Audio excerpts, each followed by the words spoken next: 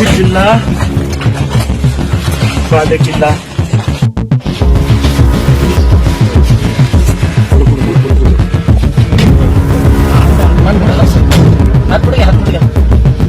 नाशिकमध्ये स्वयंघोषित कॅप्टन अशोक खरात उर्फ भोंदूबाबा यांच्या लैंगिक अत्याचार प्रकरणाने संपूर्ण राज्य हादरलं आहे.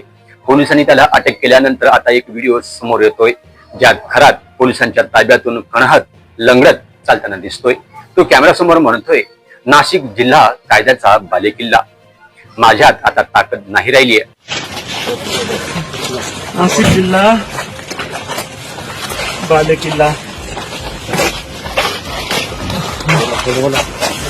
ताकद निघाली. या व्हिडिओत अशोक खरात पूर्ण घाबरलेला आणि थकलेला दिसतोय. नाशिक क्राईम ब्रँचने त्याची कसून चौकशी केली असून एसआयटी टीमकडूनही तपास सुरू आहे.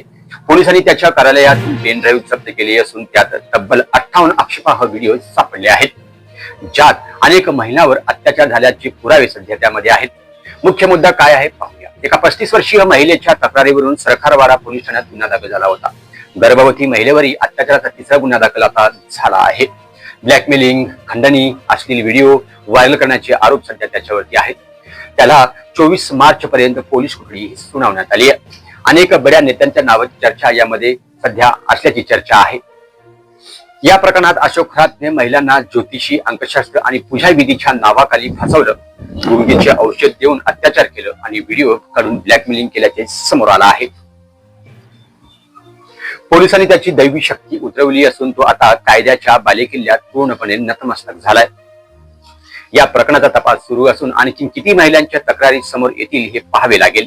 महिलांच्या सुरक्षेसाठी आणि अंधश्रद्धेच्या विरोधात हे मोठे पाऊल आहे. आम्ही या प्रकरणावर नजर ठेवून आहोत. अधिक अपडेटसाठी जुळलेले राहा.